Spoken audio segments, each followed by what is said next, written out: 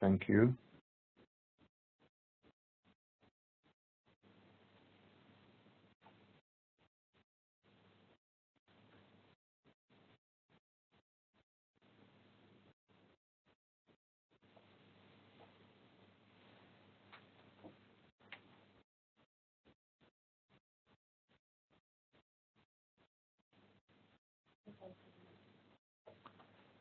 Okay, we're going to start now.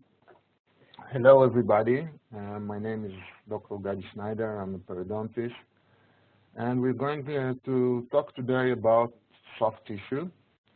The target of this lecture is not to be a clinical lecture, but to give you a short, brief, evidence-based knowledge about soft tissue and understanding the soft tissue behavior and whether, finally, we need to do soft tissue grafting, yes or no.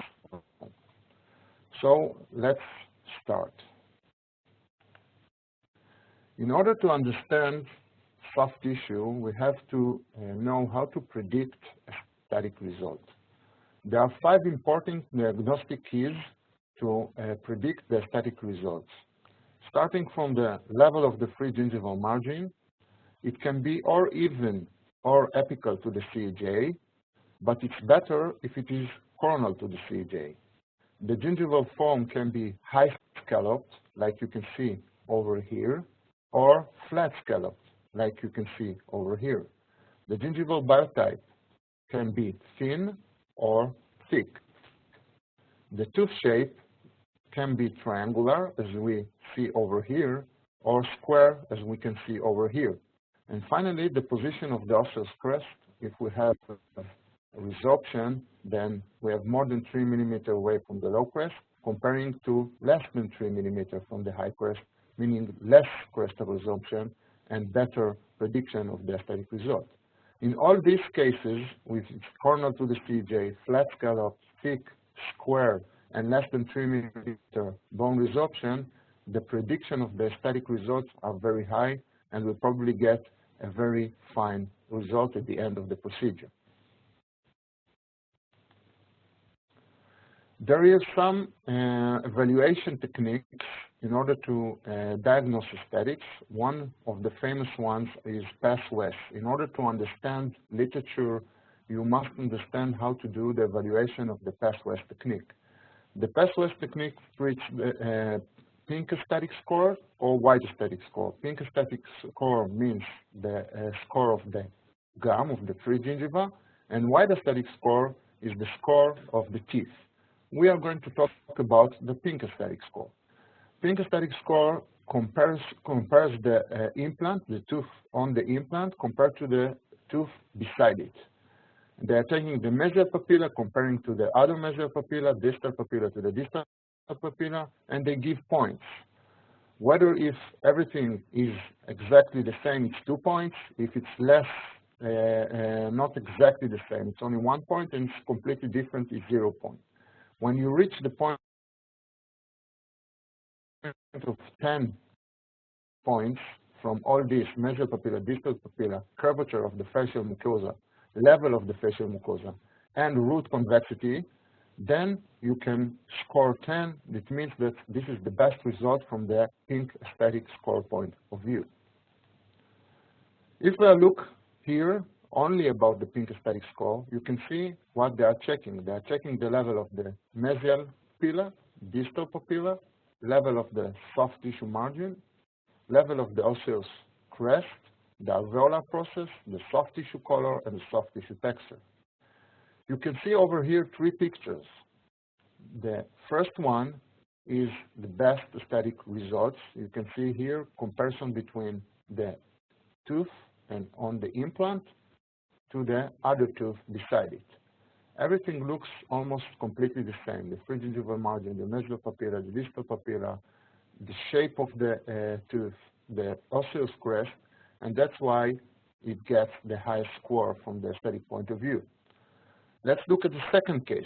You can see over here the 2 teeth.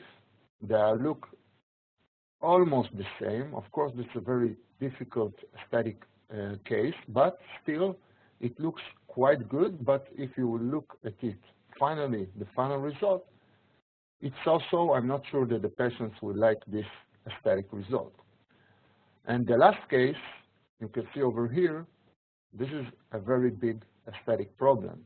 So here, this means that you have to call your lawyer, but this wasn't really the target of this case, but to show how to avoid these problems in the future. This is, of course, the lowest aesthetic score of all.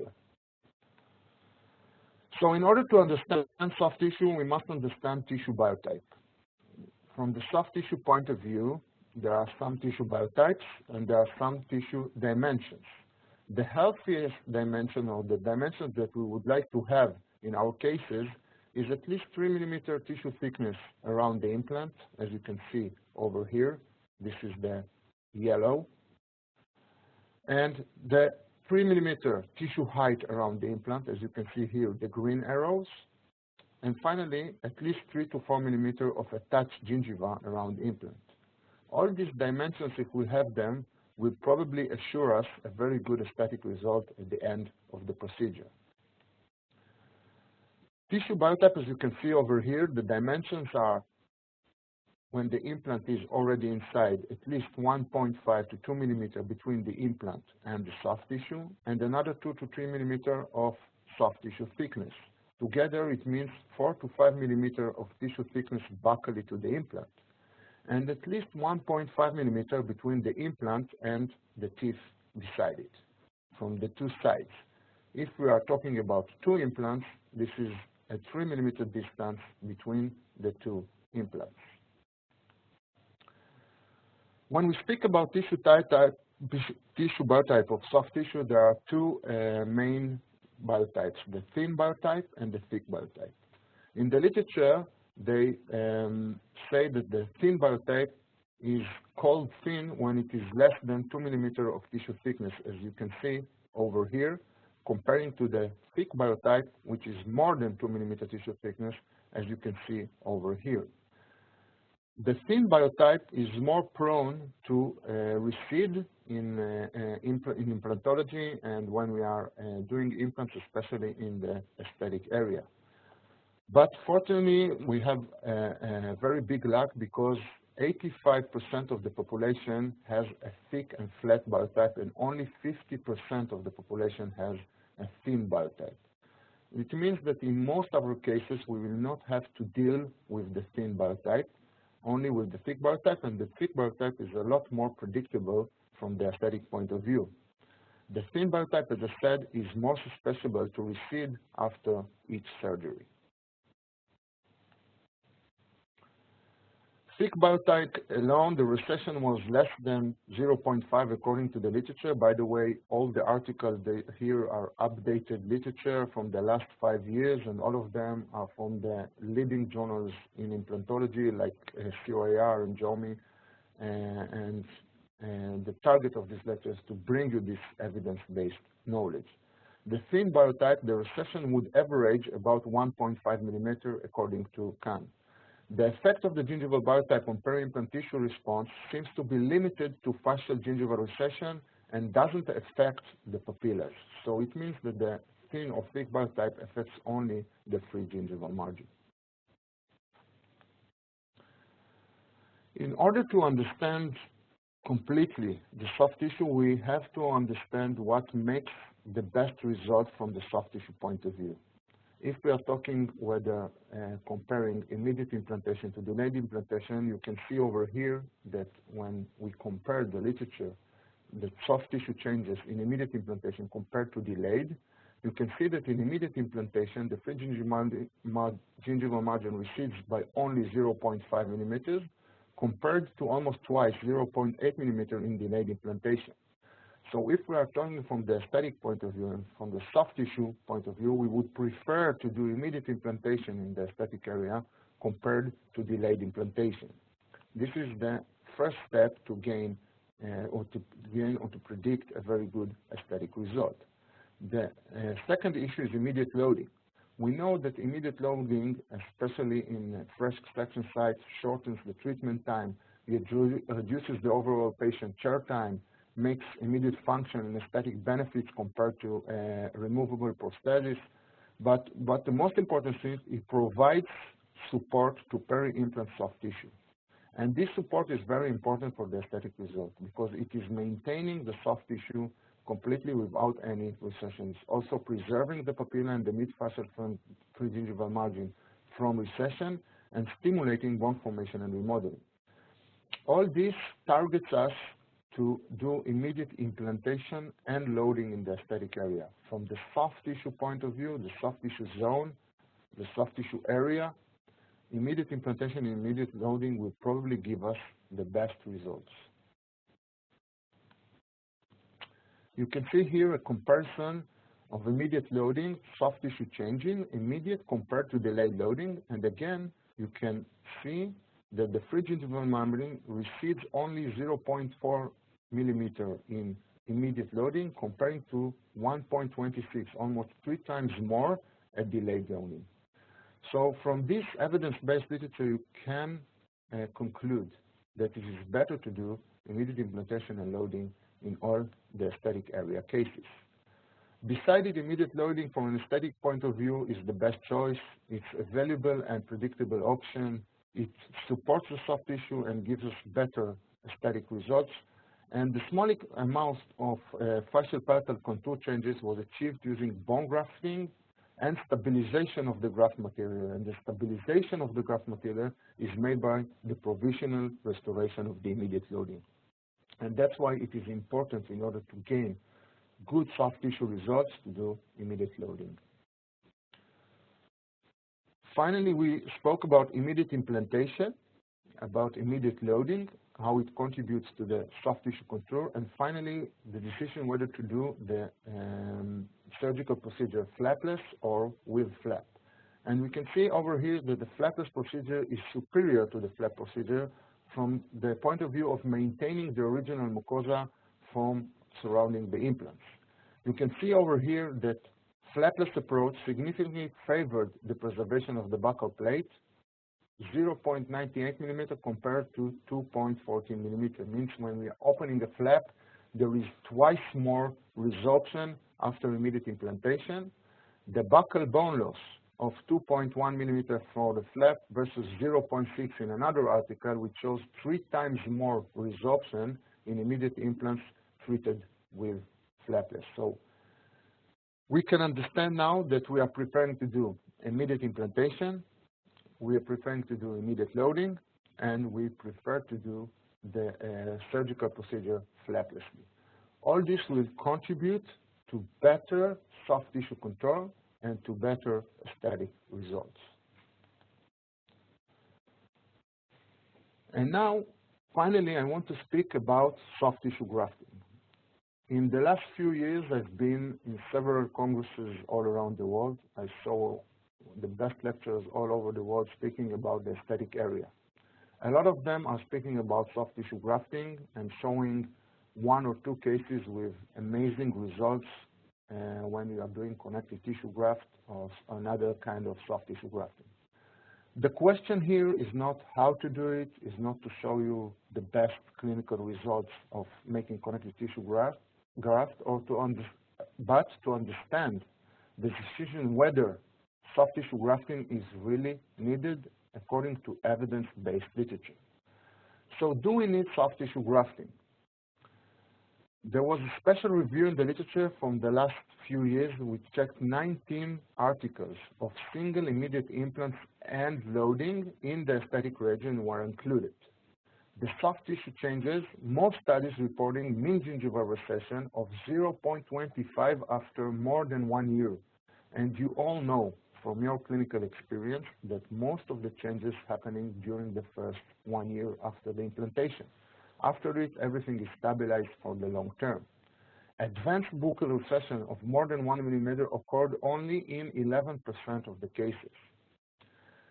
There was in all the article a very high level of patient satisfaction with the outcomes of all treatments, meaning the patients that made the implantation with connective tissue grafting comparing to patients that made the same implantation without connective grafting. All of them showed a very high satisfaction from the aesthetic result. Factors such as tissue biotype or connective tissue graft didn't significantly influence soft tissue and aesthetic outcomes. This is very important to understand. I will read it again. Tissue biotype or connective tissue graft did not significantly influence the soft tissue, the final soft tissue and aesthetic outcomes. Another article checked 37 implants in ideal condition.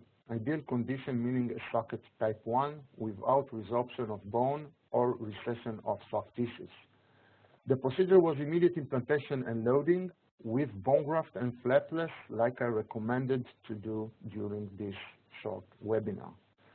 The free gingival margin level was 0.4 millimeter at baseline and 0.02, meaning 0 millimeter, after 7-year follow-ups in all the 37 cases, and all of that without any kind of soft tissue grafting.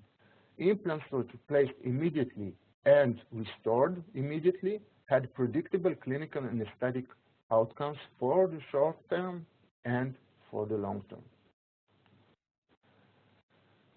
What happens whether we do decide to do soft tissue grafting? What will be the results? And I brought you here a very important article which made a comparison between two sides, one side with a connective tissue graft comparing to the other side without. And you can see it over here, all the white squares that you see. Here there is a comparison, and you can see that in the control, whether they didn't do any grafting, there was 0.32 millimeter of free gingival margin after 1 year, comparing to 1.43 after 1 year with connective tissue graft. There is a difference. There is more free gingival margin in the connective tissue graft, but from the clinical point of view, it doesn't mean anything because there was any recession, not in this case and not in that case.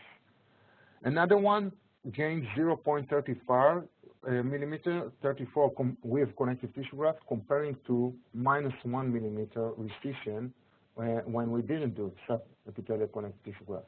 There is a big difference, but it's not so much significantly from the clinical point of view, and the significant even going down during the last ones. Here a comparison shows no recession at all without connective tissue graft, comparing to 1 millimeter of gaining soft tissue with subepithelial connective tissue graft, and here both of them lost some 0.5 millimeter without connective tissue graft and 0.25 with. All these results are coming to show you that the differences, whether you are doing soft tissue grafting or not, are very small.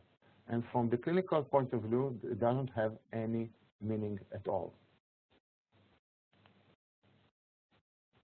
So let's continue with this line, help you to decide whether you think we need soft tissue grafting or not. And we'll do a little debate after the lecture. You will send some questions in the chat, and we'll debate what do you think about it.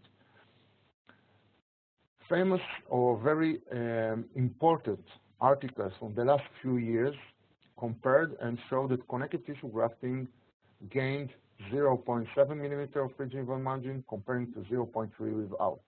It can limit the amount of recession and might at least maintain the free gingival level. Again, 2015, 2014, 2018, COIR, all of them. Implant sites, with and without soft tissue grafting, revealed only minimal changes over 5 years, bias in 2017. When implants are placed correctly and the gap is grafted, the soft tissue will remain almost stable for the first year after the grafting procedure, regardless the initial biotype of the tissue, meaning that even in thin biotypes, the free gingival margin stays stable without doing any kind of soft tissue grafting. With respect to the effect of both treatments on patient satisfaction, all the patients, 2018 COIR, were equally satisfied, meaning when they asked patients whether they passed connective tissue grafting or not, In both cases, they were equally satisfied from the aesthetic result. And the most important thing from our point of view is the satisfaction of the patients. Finally, when the implants are placed correctly and the socket gap is grafted, the influence of the gingival biotype is of secondary importance. One more from 2018, again saying that the gingival biotype doesn't influence the aesthetic result of the implantology. So, at least from the clinical point of view, from the literature, evidence-based literature, we can understand that soft tissue is not needed. In all the cases, we can achieve very high aesthetic result if we do everything correctly, and there is a long way in order to understand how to achieve the best aesthetic result, but from the soft tissue point of view, we for sure don't need any kind of soft tissue grafting. Only in cases with soft tissue defects or very, very thin gingival biotype, I would consider to do connective tissue grafting in the aesthetic area. And now I want to show you some clinical cases and to try to understand the differences of the clinical decisions. We'll start from a case with type 1 socket. Type 1 socket meaning no soft tissue defects and no hard tissue defects. Like you can see over here, no soft tissue defects, and the socket is type 1.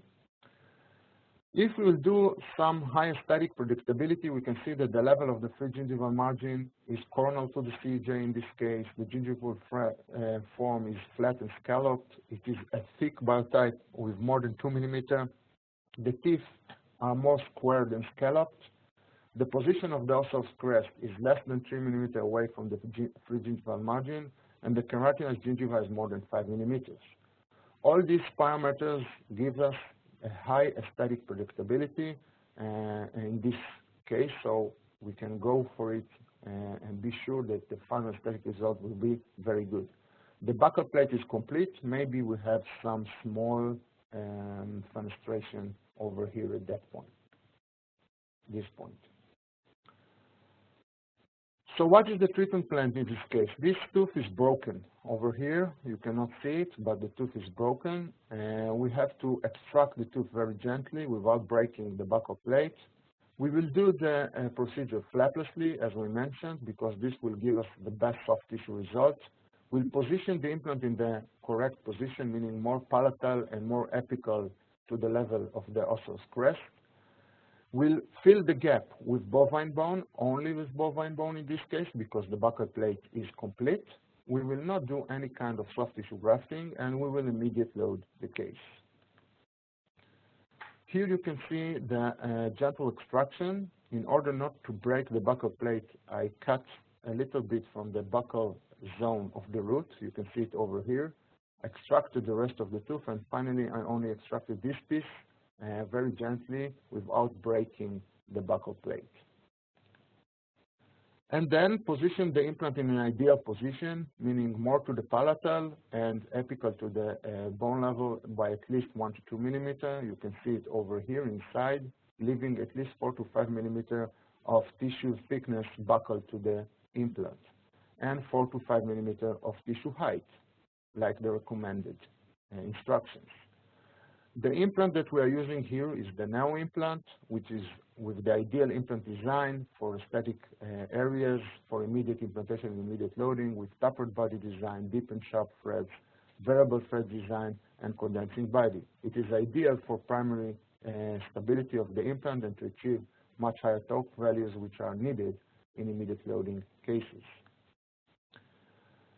After placing the implant correctly, I fill the gap with bovine bone, like you can see it over here. We are with a healing cap in this moment, but we changed the healing cap to a screw-retained temporary restoration, like you can see over here. It is very important to make a temporary crown which will support the soft tissue, as I showed in the lecture, that the temporary crown is very important for two things: to seal the bone that we are placing in the gap, and to give support to the soft tissue. This will give us a very big advantage in the final aesthetic result. And here you can see after 2 months, with the screw-retained temporary crown, you can see the soft tissue, and after 1 year. You can see it over here and over here. The pink aesthetic score here is almost 9, comparing the tooth on the implant to the tooth beside it.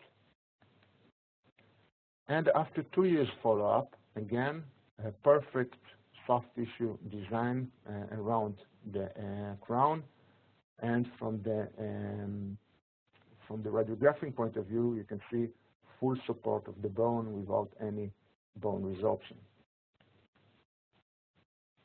A second case which I would like to show you is more problematic here, because you can see here that the aesthetic appearance of this patient is very bad, and she cannot afford changing all the crowns in this situation.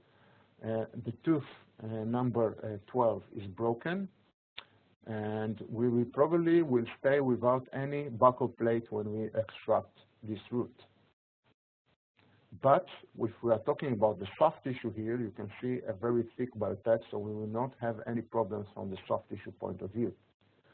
So we position the implant in the correct position, more to the palate inclination, 1 to 2 millimeter apical to the free gingival margin. You can see here the implant is inside.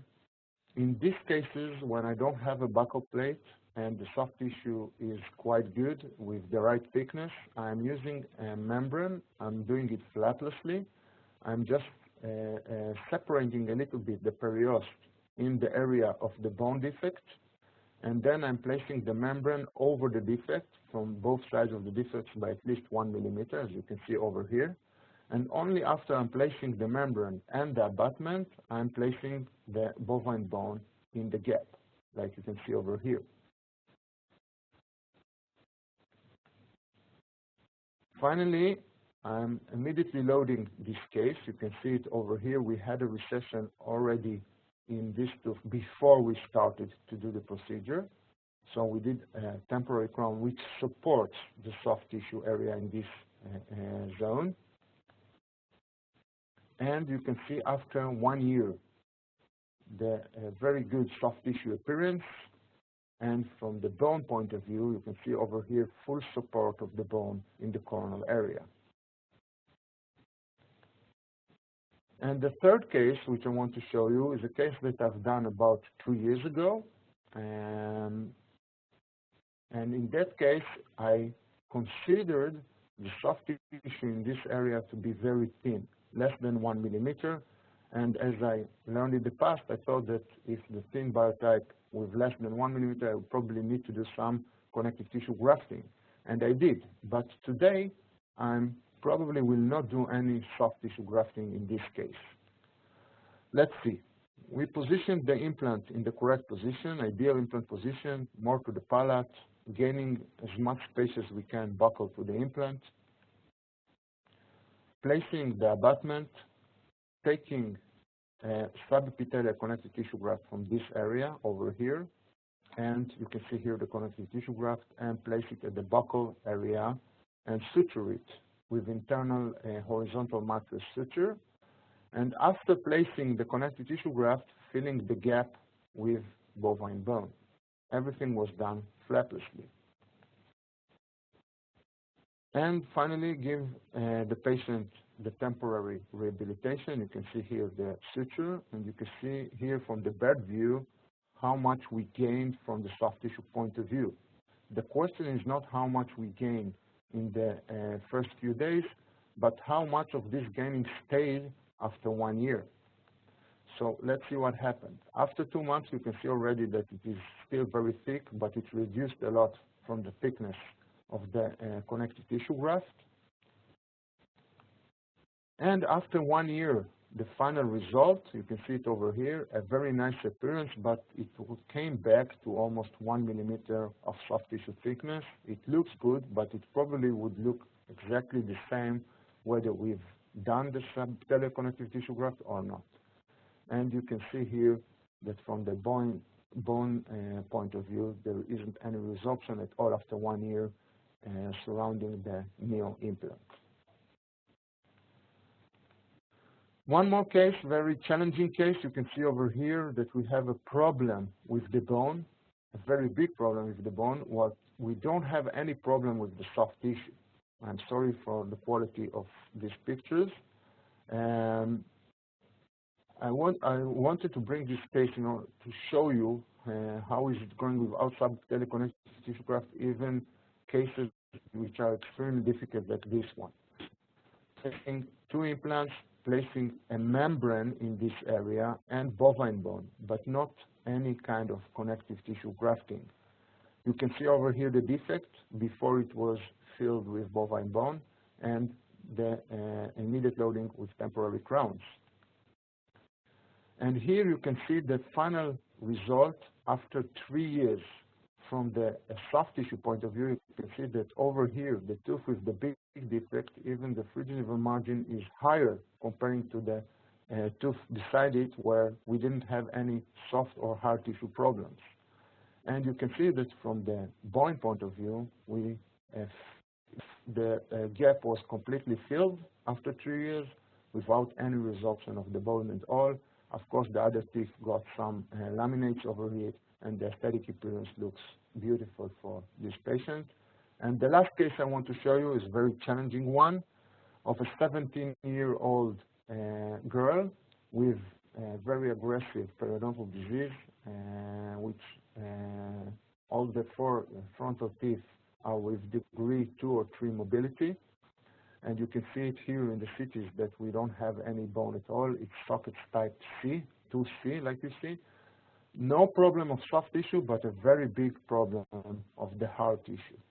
Let's look at her gums. Look over here. When we have a tissue thickness like that, we probably can assure that the final result will be very good, even with the bone resorption. So all we have to do is not raise a flap, place the implants correctly, like you see in this case. You can see the implants inside. You can see the height of the gingiva surrounding the implant. You can see the width of the gingiva surrounding the implants. And then all what is remaining is to place the abutments, place bovine bone in the sockets. You can see it over here at the end of the procedure, and do immediate loading. And this is the final result after 3 years. And you can see over here the development of the hard tissue from here to here after 1 year, from here to here after 3 years. The bone looks great, and the soft tissue looks great. Of course, there is some recession of all this area because of the starting point, but the final result looks very good.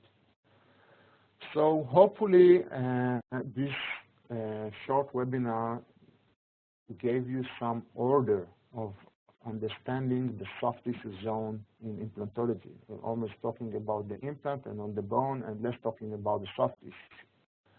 It was very important for me to bring you evidence-based literature and cases which will prove that from the soft tissue point of view, still what is important is what procedure we choose to do. Meaning we have to do it immediate implantation if we can, immediate loading, flaplessly, with bovine bone. This is the important thing. So if we have some bone problems, we can add a membrane. But we don't need a soft tissue grafting in order to achieve the best aesthetic result in the aesthetic areas. So thank you very much for listening, and we'll still have now about 10 minutes for answering questions.